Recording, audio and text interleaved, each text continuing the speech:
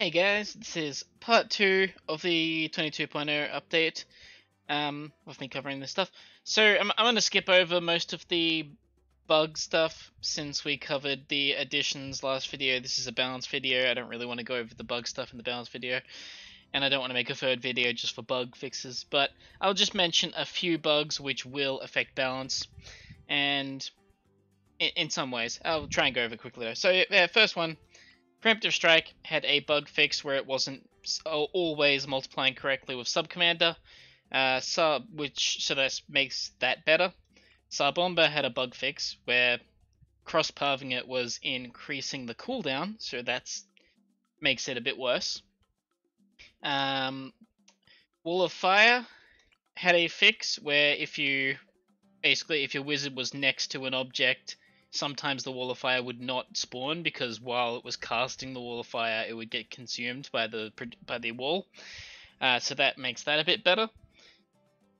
There's just some Dark Shift issues fixed. It's not really a balance thing, but it was a bit tricky to place Dark Shift. Ninja Monkey's Sticky Bomb had a kind of a big fix, if it works correctly in all cases, which makes Sticky Bomb actually work with other dots now. Hopefully in every case. I don't know, there might be some exceptions we haven't noticed. But basically, before Glue Gunner, or any sort of dot, if you had like acid applied to a balloon, and you also applied a sticky bomb to it, the glue wearing off would also remove the sticky bomb. Which is kind of a big deal with this when this is a slow attack, which does a lot of damage, like 500 damage, so that really destroyed that viability. So hopefully, Sticky Bomb should be much better now. And finally, Heart of Oak on the Druid no longer removes regrow from things it can't actually damage. So for example, if you had a 2/2/0 Druid, Heart of Thunder used to strip regrow from purple balloons, but that will no longer happen because, as it mentions, well, I mean, as these all work, like Ninja's the same.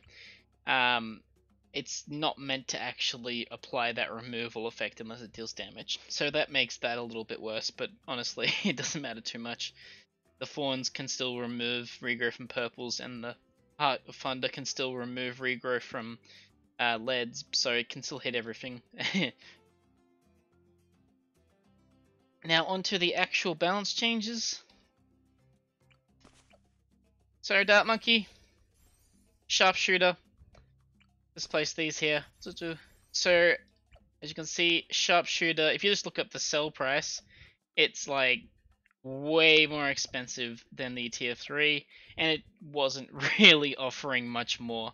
So the Sharpshooter's attack speed has just been increased a little bit, something like about 8% faster maybe. It was increased from a cooldown of almost a second to a little less than almost a second. Yeah, this does not buff the Crossbow Master though, this only improves the Sharpshooter. We had Mobe Press. Price was nerfed, and what's my price there? Am I on the right? I don't feel like that's the right price. Must be do I not turn off Monkey Knowledge? Probably something there. But Mobe Press, yep, nerfed by $200 from 2,000 to 2,200. Not a big nerf, but it's pretty brilliant. So yeah, it's still pretty crazy. Next, Bomb Shooter. So this is kind of a shift all over the place. First of all, a nerf to the base Bomb Shooter, which sounds weird, but it's a nerf that it's really unnoticeable. The pierce was reduced from 18 to 14, which honestly, yeah, anytime you're actually using a base bomb shooter and you're not upgrading it, you're not gonna notice that. You really won't. And a kind of buff and a nerf to bigger bombs. The pierce bonus on this was reduced to 6 from 10. So overall, the 100 bomb shooter has 8 less pierce. But the bigger bombs upgrade is also $50 cheaper. Now, heavy bombs gives 10 pierce in addition to everything it used to give. So the 200 bomb shooter actually has 2 more pierce than before, And in addition to this, heavy bombs price was also reduced from 800 to 650. So if you're going all the way up to a 200 bomb shooter, it's been buffed. It is a fair bit better for the price and cheaper overall as well. If you're just stopping, I mean, if you're going on like these two paths, you have less pierce. If you're going here, you got less pierce, but if you're getting 100, you're gonna get 200 anyway, so that's just buffed. And with the price reductions of both those upgrades, it's just buffed there. Balloon Impact's price was increased due to the heavy bombs and bigger bombs being decreased, and it also being really good in the meta for a while currently. So it's not too. I mean, it was increased from like 3,200 to 3,600, but in medium mode. But oh, that's why I've got. It's the dang So if I place this, it'll cancel that because it's come on everybody. That mucky knowledge, yeah. So it was increased by $400 there. But yeah, I lost my train of thought, but that's fine. Balloon Impact, it's still really good. It's not too much more expensive.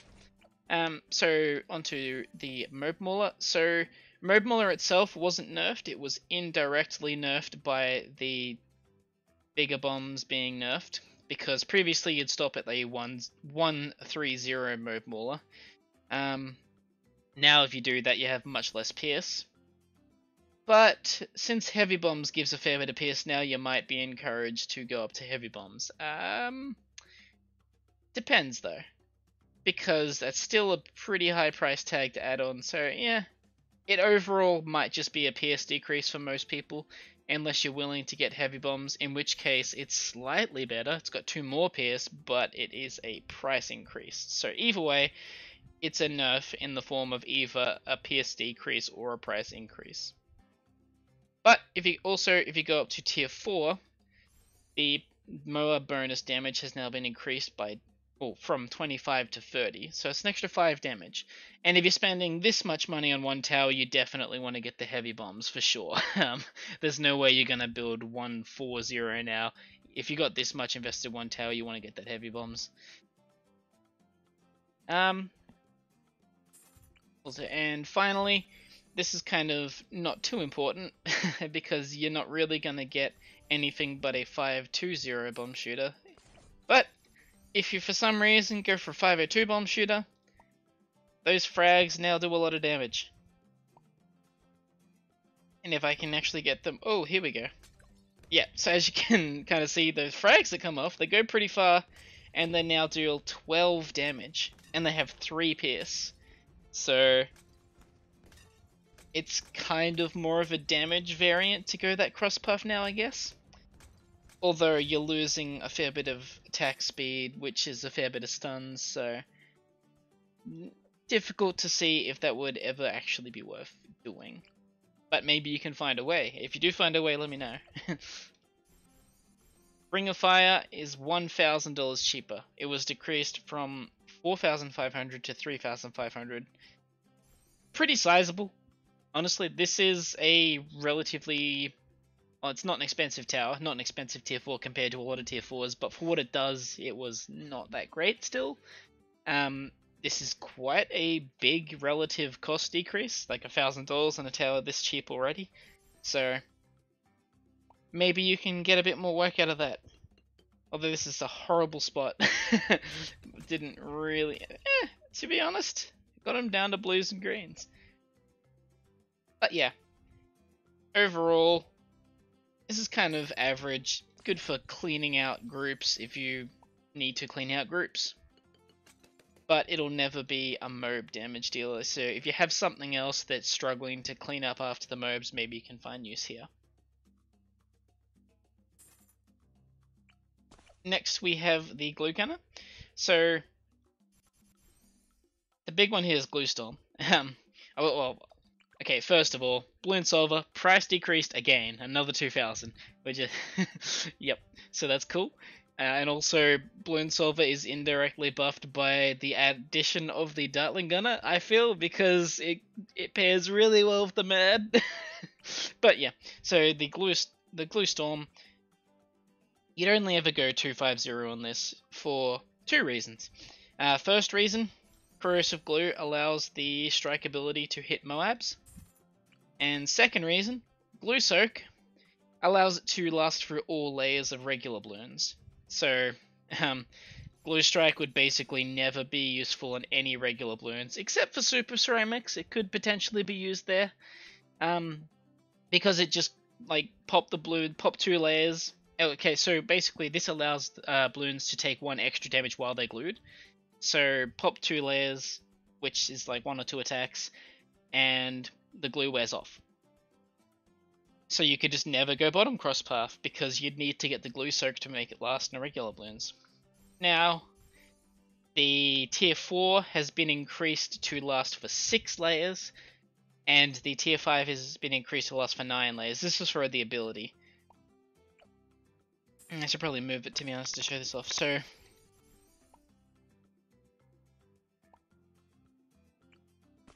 I'll put this guy here, and I'll just, yeah, I'll get just a, oh, it's going fast.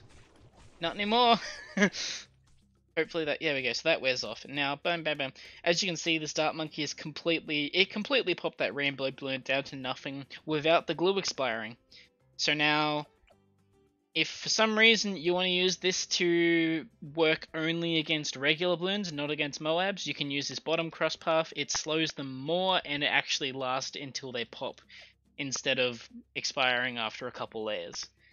So a bit of a buff there. We'll see how effective that actually is in practice over time, but yeah, something interesting. Mobe glue, price decreased from 3,200 to 3,400, a small $200 increase. You notice with this, the bomb shooter, the boomerang, the stall meta got a bunch of minor nerfs around the board here. It's the price up a little bit in every single area. So not too much individually on each tower, but overall, if you get all three of these things, or whatever, it's that'll add up after a while. Now, speaking of the stall meta, though, Sniper got a buff. Main Moab, Shrapnel Shop now stuns. That's right. It actually stuns. You can stun groups of Moabs with a sniper. It is now a group stall. How strong is this? Pretty strong, I think. I think this is actually pretty strong. Is it broken? Maybe. But you lose a lot of attack speed by not going that bottom cross path. Like, you can see that it is a big increase to go that bottom cross path. So you're trading off your single target stuns to get more balloons. Overall, more total stun time if you add up all the different balloons, but less on each of them. And you will not be able to maintain full uptime of your debuff of the tier 5 against the BAD on round 100 if you go this middle cross path. You'll have like half uptime. Although, that being said, this change also applies to the tier 5. So the tier 5, it both stuns and debuffs with everything hit by the shrapnel. So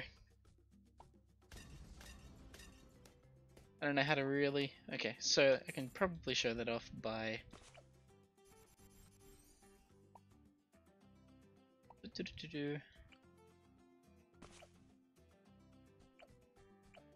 If we look at my Dart Monkey's pops, they're increasing by almost 20 per attack. Yeah. Because it's doing 6 damage to each BFB because of the debuff hitting each of them. So, yeah. If you get a tower that can really utilize doing that, then it'll really shred. As you'll see here, Tech Shooter is a very good way to do that.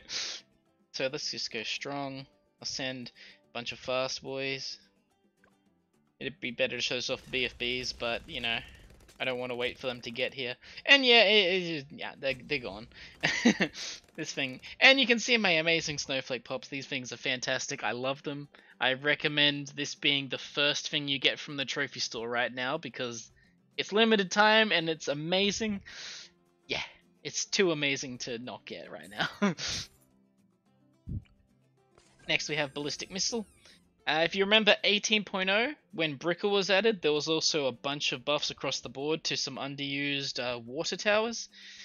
Unfortunately, this included a buff to the 032 Ballistic Missile, giving it like really fast attack speed, which was then immediately nerfed because it was just completely dwarfing the top cross path basically.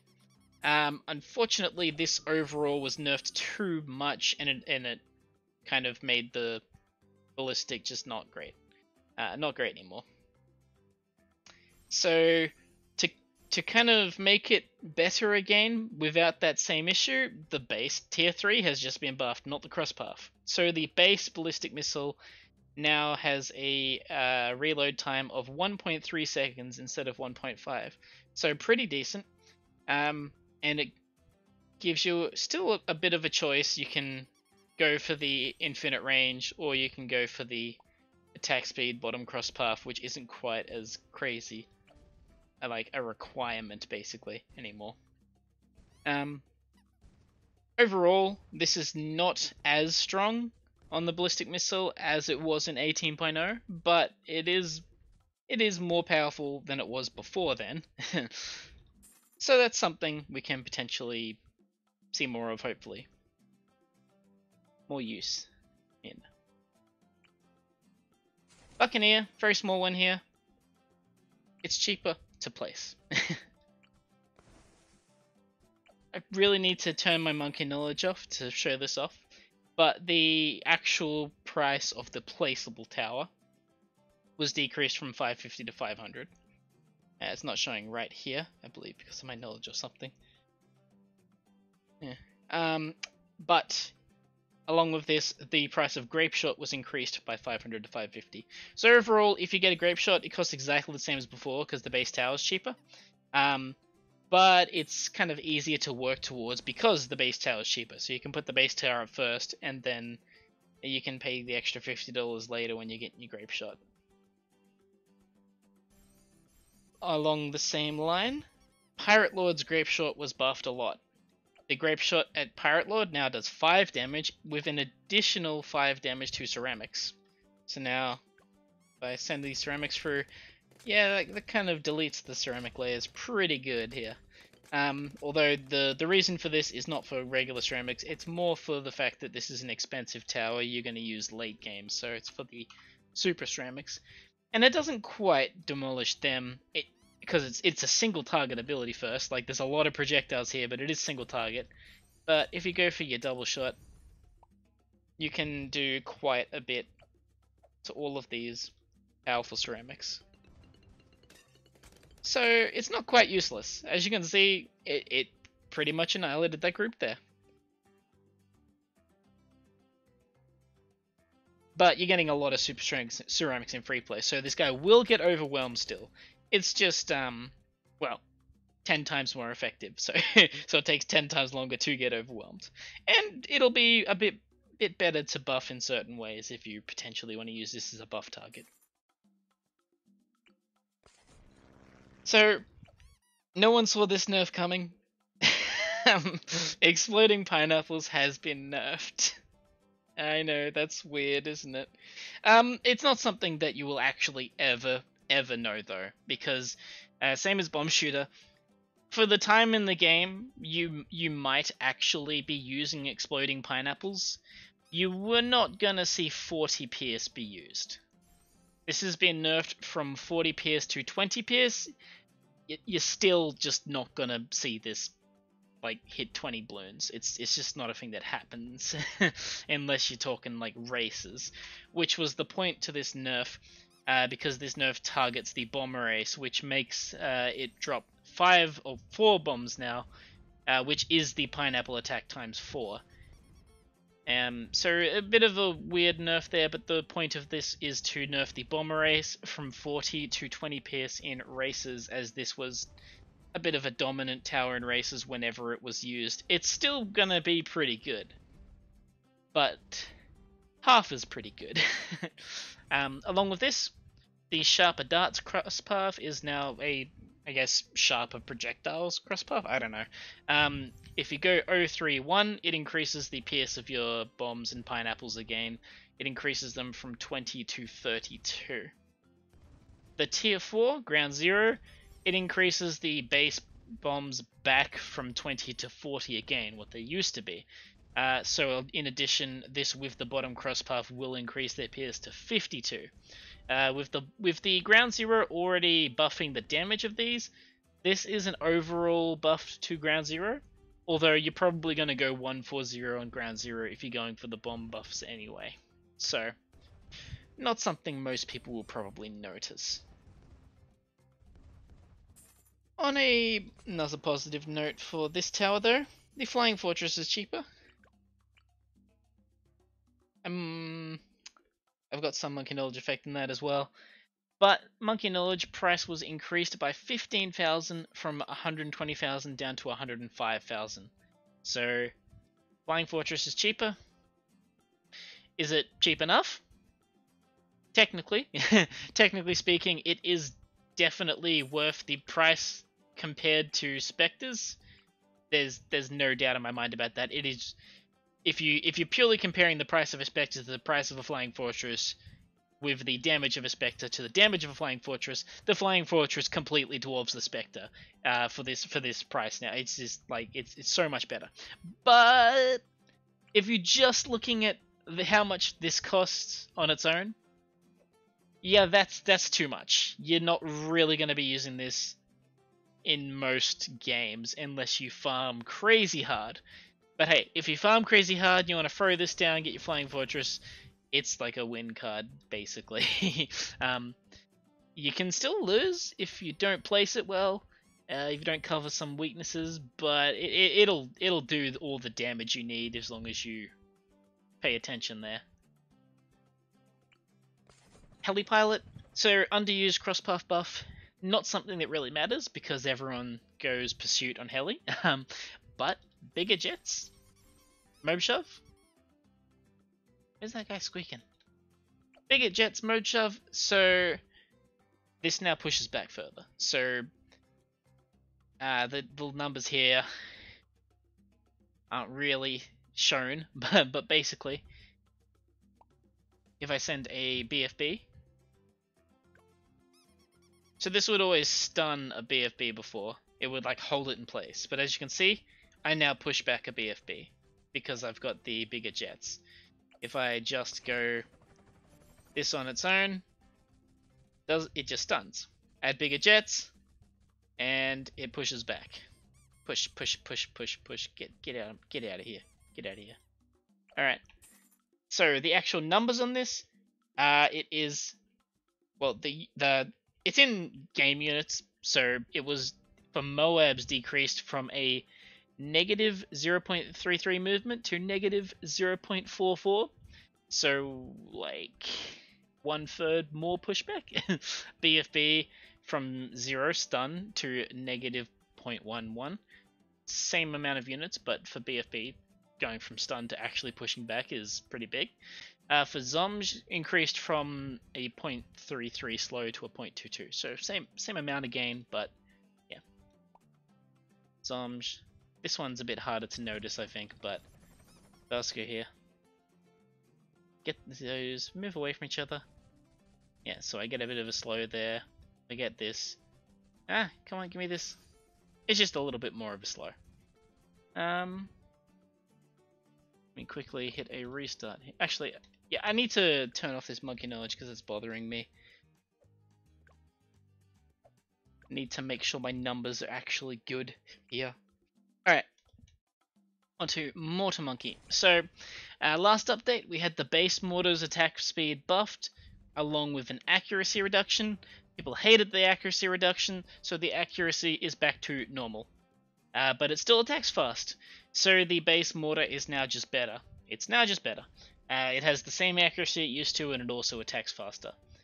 And in addition to this, middle crosspath, tier 5, got a buff, and this is just 4 times to all of its tier 3 bonuses. So as you can see, heavy shells, extra damage to ceramic, lead, all fortified, and stunned balloons.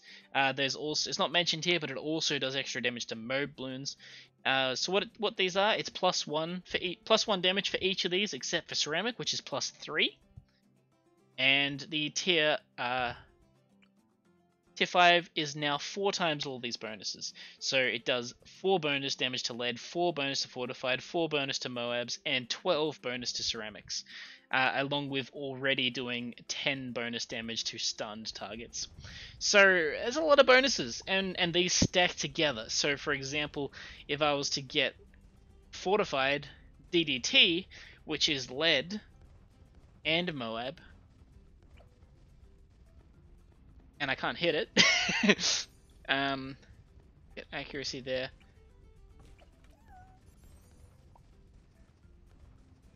Alright. Now, 13 damage per hit, basically. And if I stun it and go here, it's hard for me to select. Okay, I need to put something here to select. There we go. Reset cooldown. Activate this, pop that, move here. Okay, there we go. So as you can see, my damage is going up quite a lot higher now. Oh yeah, and I deleted that DDT, but of course I used the ability, so you'd expect that. But yeah, so let's see. What if I just micro this? Did I click? Come on, I swear I clicked. No, I'm macroing bad already.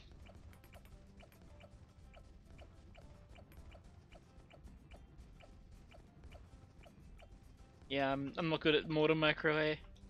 Ah! Didn't even reset. Anyway, so it does more. As you can see there, it's obviously still not a single target damage tower, but this was already getting some use before, and the tier 3, tier 4 variants were both getting some use.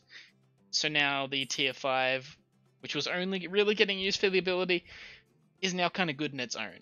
So it went from being usable before to being more than usable now. Obviously it must be. So we'll see how good it is in the next coming weeks, hopefully. But yeah, I can tell you, as it was already kind of usable, just not great, it's probably gonna be pretty reasonably usable now.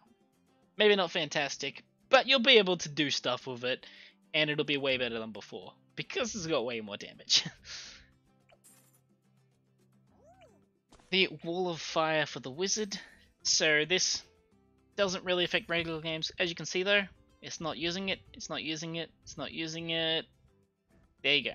So it now starts on a cooldown. This is purely for races. Might need a bit more work still, but this pretty much, it's to stop you doing like whatever macro where you sell it, buy a new one so you can spam Walls of Fire. You can't do that. In addition to this, if you sell it, it deletes the Wall of Fire. And also in addition to this, in a regular game, it will now save its cooldown at the end of the round, instead of, because as you may or may not know, all attacks, not abilities, do not remember their cooldown at the end of a round. It's not usually something that matters, because most towers attack more than once a second, so something unnoticeable. But for a tower that attacks once every 4 seconds, like Wall of Fire, it is noticeable when it restarts. So since it doesn't attack immediately, it will now remember its cooldown. Super Monkey. So first off, so the mini avatars spawned for the temple no longer have their spawn rate increased by any attack rate buffs in the temple. This means you'll have less mini avatars. If I was to, like, wait a second. Yeah, okay.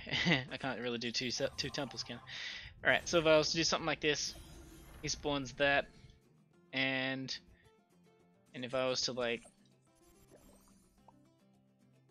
boost this now, it doesn't really start spamming by a bunch of more extra ones of these guys.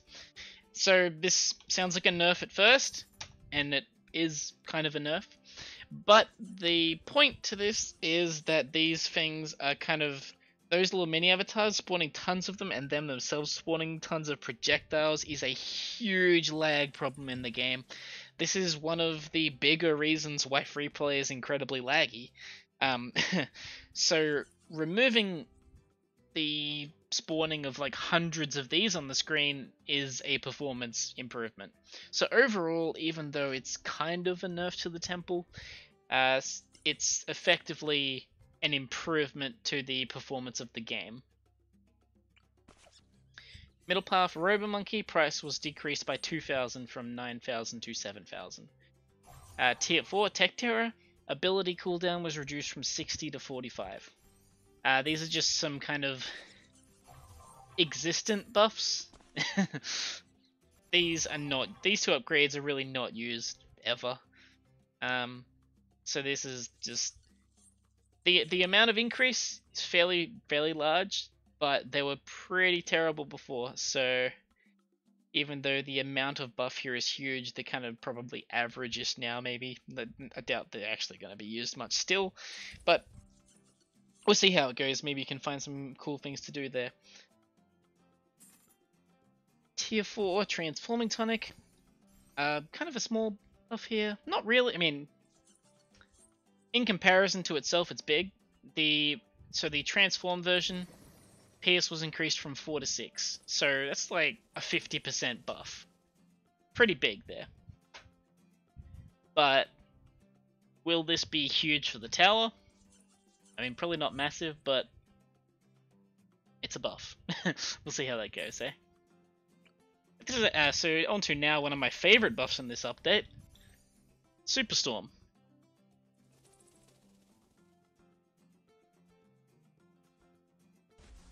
So this storm will now spawn a ton of balls. A ton of balls of lightning. Yeah. It's kind of not huge, but it looks really cool, and that's why I like it.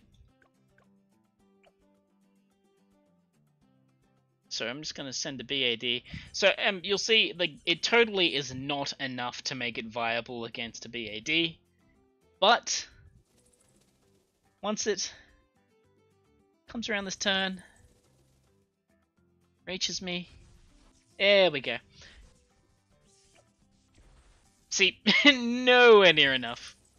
Nowhere near enough. But it's actually doing damage in the hundreds, when before it was doing damage in like the tens. So this is still kind of like a cleanup tower. It cannot do single target, and maybe in future it can get an improvement here so it can do better single target.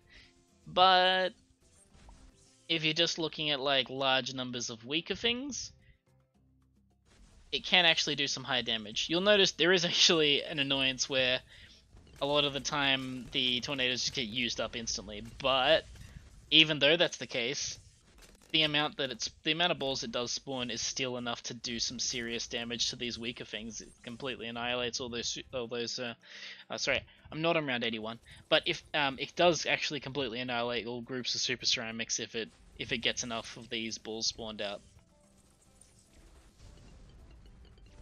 So hopefully I can show that here. Yeah, there we go. So with all these knockbacks and chain lightnings going off, it shreds through all those ball lightning. It shreds through all those super ceramics without a single worry. So obviously you're not going to spend this much on a cleanup tower for super ceramics, but it can do that now. I'll restart this. Alright, so Spike Factory. First off, a nerf here to the base lifespan. So this is kind of unnoticeable in general. The base lifespan was reduced from 70 seconds to 50. This goes along with the previous update's buff to long reach, which will now effectively double lifespan, because this previously increased it from 70 to 100. It now increases it from 50 to 100. So now long reach, which probably needs some sort of rename or something, is a double lifespan, which actually technically makes it competitive with the other crosspaths finally. We have bigger stacks, which gives double damage. We have faster production, which gives like a little over double attack speed, and now we have longer lifespan, which gives double lifespan. These are all roughly double. Lifespan is obviously the worst one because it doesn't get it out all that damage out immediately, but we also have smart spikes, which gives you accelerated production at the start of each round. So technically speaking, this bottom cross path now gives the biggest damage increase of all Spike Factory cross paths, technically speaking. But are you going to notice that most of the time? Probably not. But technically it does actually give the biggest bonus of all cross paths now, which is interesting to think about. In addition to this, biggest stacks price increase from 600 to 800, but the tier 2 white hot spikes was decreased from 800 to 600. So overall, the tier 2 here is the same price, but if you're going for the cross path and you don't plan on getting white hot spikes, you're saving a little bit less because white hot spikes is cheaper and bigger stacks is more expensive. Tier 4 spiked mines. The ceramic bonus damage was increased from 3 to 6. This is not a total double damage because it's just the ceramic bonus that was buffed, but it's still a fairly big bonus which should help out a little bit in the later game when this thing's dealing with super ceramics. Because kind of the problem... So this is actually not a bad tower. The problem with it at the moment is that the tier 3 is better at dealing with super ceramics, and the tier 4 was better at dealing with grouped balloons in the early game, which doesn't make much sense, because the early game comes before the late game. I don't feel like this will completely resolve that issue yet, but it does mean that it'll be a fair bit better in the late game when you're dealing with super ceramics, because you are getting 2 times bonus to them now. Now tier 5 super mines got a buff. Yeah, it actually got a good buff. This is actually a good buff, and I have to be completely serious. Actually, let's just clear out all these mines, get rid of them. Hopefully those DDCs can do it. They can't actually. That's promising. Come on, I just want to get rid of those. Okay, so this is promising because I can't actually get rid of the spike. There we go. They're mostly gone. Okay, so super mines. Instead of just being spikes, each spike is now an individual mini mine, basically. So if I just send a bunch of ceramics, you'll notice there's a bunch of explosions, a bunch of small explosions, then a big boom. And I love the visuals of this. It looks really interesting. You just see this boop, and then a big boom. Boom. This kind of solves a lot of problems it had with Pierce. It just it couldn't keep up because each thing only had 60 Pierce, which isn't too bad. But when it attacks this slow, that's kind of bad. But now each ball has 17 spikes, which give an extra 10 Pierce. So we're talking 170 Pierce, just soaking up the main thing. And after that 170 Pierce, there's a big explosion of an extra 60 Pierce. So it's got way more Pierce now than it used to have. And it kind of also solves the issue with ceramics trickling in and using up the explosions before mobs get there, because it takes a few of these ceramics to actually set off a mine now. It's still super expensive, don't get me wrong, but I just personally feel like this is a really fun change. It's fun to play with, it's fun to watch, and it's it's obviously doing work when you can get it. What happens? Send around 98. It'll destroy around 98.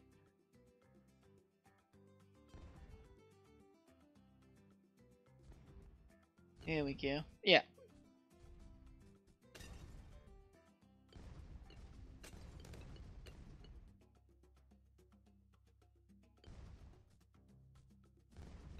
Awesome.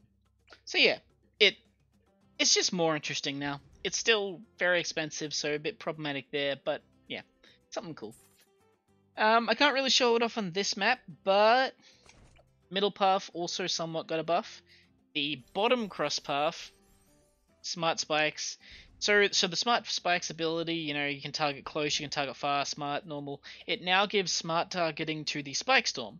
It doesn't pile them all in one spot, but if you're on a map like Bloody Puddles, which has 5 paths, it will now target all of the spikes from the ability on the one path that has balloons. Or, Bloody Puddles if there's 2 active paths, on the 2 active paths that have balloons. And it won't waste all those spikes on the other 3 that don't have anything spawned.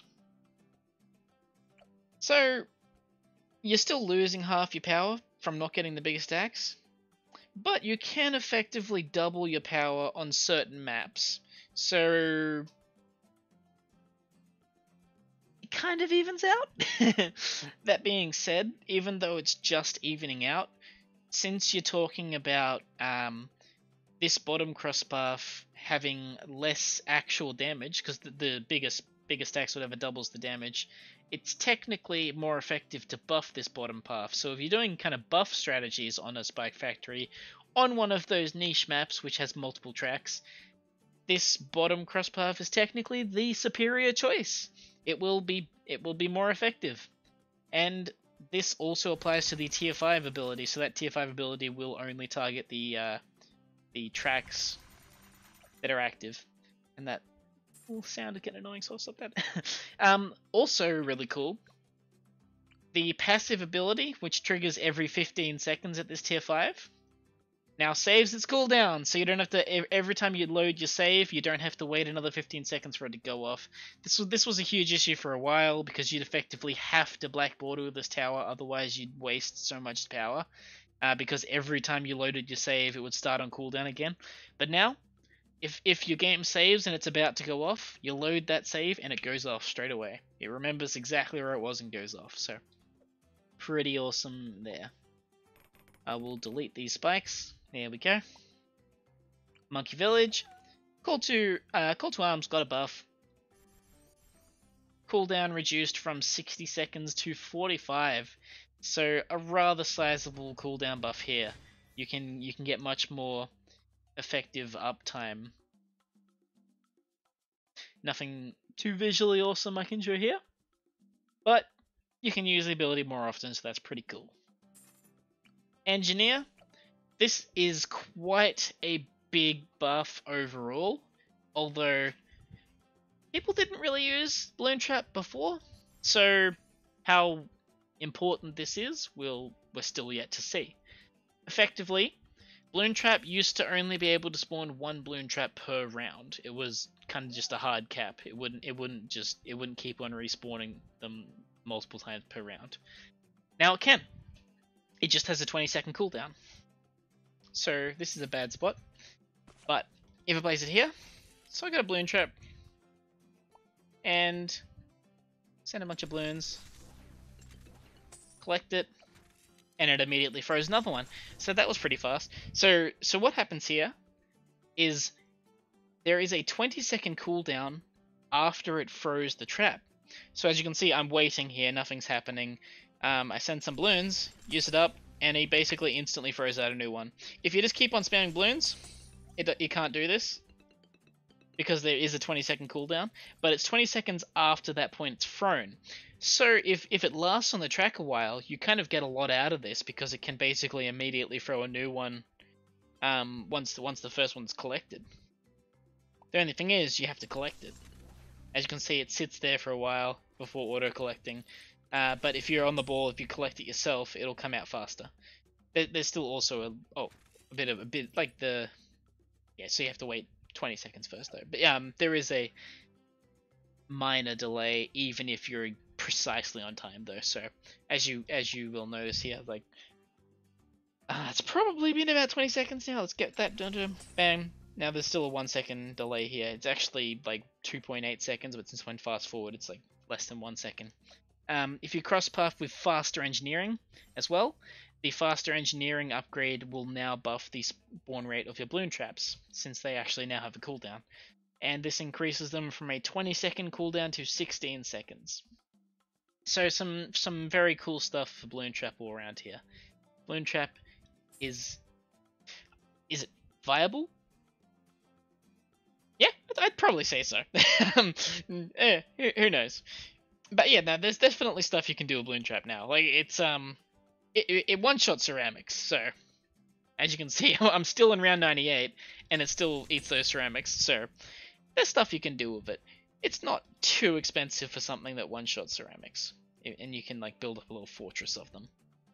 Nothing incredible, but yeah. I don't have Gwen on me, but I will just grab that. Let the madness begin. Oops, I want to go on the loop. Alright, so let's just... I will freeze a balloon here to show this off, so... Pop that.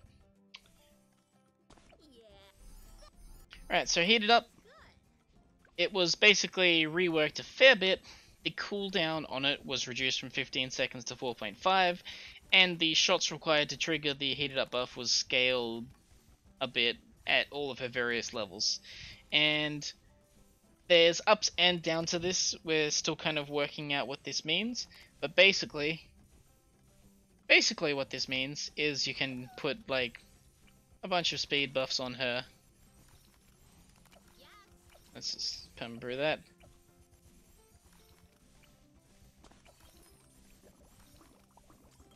And she'll do her buff more and more frequently. Let's see, 1 clap, 2 clap, 3 clap, 4 clap, 5 clap, 6 clap, 7 clap, 8 clap, and then it goes back up. 2, speed up, 3, 4, 5. So that's pretty low there, but then as she gets a bit faster, 18 is where we kind of cap out here. Pop that. 2, 3, 4, 5, 3. Yeah, so it's up more than it is down now. And if we just boost this, actually I don't even need to overclock, do I?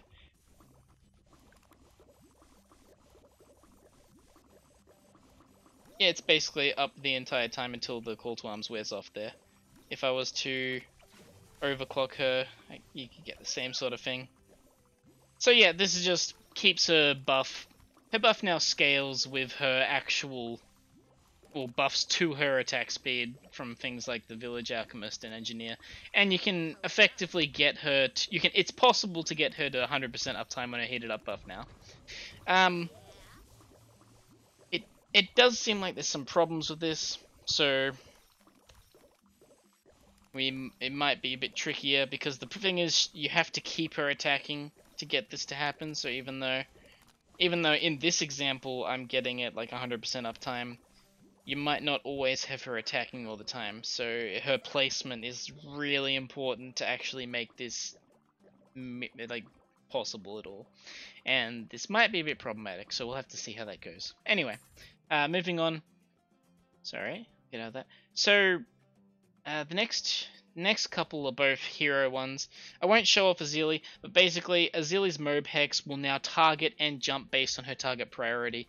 The interesting thing about this is you can actually place your Azili, set her to strong, use your ability to target like a BAD, or whatever, you can target like a Zomj, and then after it hits a Zomj, you could swap her to first, and the Mobe Hex will jump when that Zomj is destroyed to the first target, because it kind of retroactively goes based on whatever her cross-pathing is when it jumps. So you can kind of micro her Hex to do whatever you want, which is interesting for some people. I will swap my hero one more time because Adora's kind of does need showing off as well. Embrace the sun. Oh man, that sun's a good boy. Getting that embrace. Okay, so level 7, Sacrifice has been buffed. Sacrifice. So it's not the existing mechanic of that that's buffed. It now does extra. So what does it do now? Basically, use Sacrifice and it buffs Adora. She gets a boost, and this boost is range and attack speed. She gains 10% range, 10% attack speed. I probably should have had her selected, So this is Adora, boom. A little bit extra range, a little bit extra attack speed. And how long does this last for? I think it lasts for 10 seconds. I think it lasts for 10 seconds. I'm not sure off the top of my head, but I think it's 10 seconds. The cool thing about this is that it also affects sun avatars in her radius. So if I have a sun avatar here, and I just sacrifice a standard Dart Monkey, this guy also gets a boost. And the cool thing here, yes, it does carry up through temples. So sacrifice a Dart Monkey, any temples in Adora's radius get buffed by their range and their attack speed. And this can potentially, I don't know, if you time it well, maybe you can use it to do some range things. Let's see. Alright, so if I'm looking at the edge of this leaf here. Oh, I don't want to sacrifice a temple. Alright, sacrifice that. Boom. So I go from like there to there. Not a huge buff, but you might be able to cram in a few more sacrifices in that time. And then just go bam. Sacrifice some extra stuff that weren't quite in radius. And there you go. Could potentially be useful there. And last but not least, Monkey Knowledge Ability Mastery has been nerfed. So this is the one where if your hero reaches level 20, their level 3 ability is buffed. In Adora's case, this is the Ball of Light. So what this did was, once you reach level 20, it'd give a 40% buff to your level 3 ability. This has been reduced from 40 to 30. This was more to target things like the 100% uptime, like Brickle and Quincy having insane uptime and his Rain of Arrows, especially with its duration scaling as he levels, as well as getting that huge reduction at 20. Yeah, there was a lot of abilities that were just getting that 40% buff was just too much. Yeah, it's, in Adora's case, she probably didn't need to worry about that as much, but there's other guys that got a huge benefit there and it was too much. But that is all for now. That is every buff, every nerf. That is all of the balance changes in this update. For you to now go and explore and make challenges in the challenge browser based on the... Oh my gosh. Why is this at 30,000 upvotes? Please stop liking this. I really did just make it as a test. This is my alt account. I made this as a test. Why are you upvoting it, guys? I don't understand. Yeah. So those are everything I have to talk about. Thank you guys for coming. Please make challenges and share them around. I want to see some cool challenges. And I will see you around.